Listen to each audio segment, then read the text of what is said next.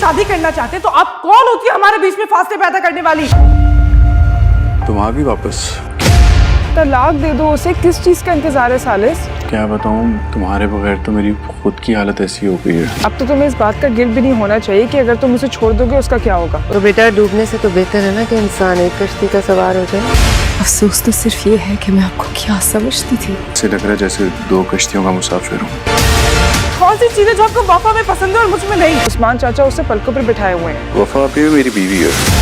शिफा का गुस्सा एकदम से फूट पड़ा है इस बात को लेके कि आखिर कब तक सालिस बहाने बनाएगा, क्योंकि अब तो शिफा ये देख रही है कि किस तरीके से वफ़ा को घर में इज़्ज़त और मोहब्बत मिल रही है, और उसने सालिस को भी यही समझाने की कोशिश की है कि वो इस गिल्ट से निकल आए कि सालिस के छोड़ देने से वफ़ा की ज़िंदगी में अब कोई भी नुकसान होगा, क्योंकि वफ़ा को तो उसके बाप ने एक्सेप्ट कर लिया है और सारा ही घर उससे काफ़ी ज़्यादा मोहब्बत भी करने लगा है।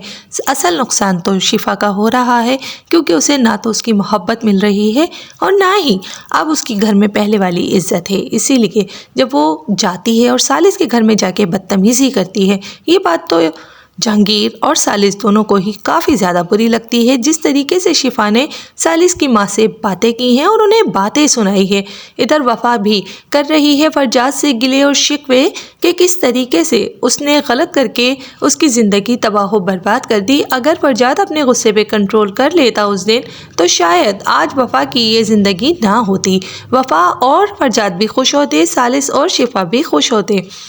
सालिस जो कि अब वफ़ा की मोहब्बत में गिरफ़्तार हो चुका है, उसे नहीं समझ में आ रहा कि वो किस तरीके से वफ़ा को अपनी ज़िंदगी में रखे और शिफा से दूरी इख्तियार करे। लेकिन शिफा की इस हरकत से कि जिस तरीके से उसने शिफा ने घर आकर उसकी माँ से बदतमीज़ी की है, अब सालिस को आसान हल मिल चुका है। पहले ही उसकी माँ उसे समझा रही है कि शिफा और वफ़ा में कौन उसके लिए सही है।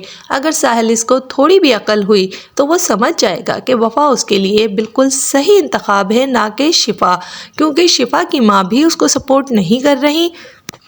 फरियाल को ये बात समझ में आ चुकी है कि उसकी बेटी उसकी देवरानी की बेटी के साथ गलत कर रही है, यानी वफ़ा के साथ शिफा बहुत ज़्यादा गलत कर रही है और गलत पास्ट में कर भी चुकी है।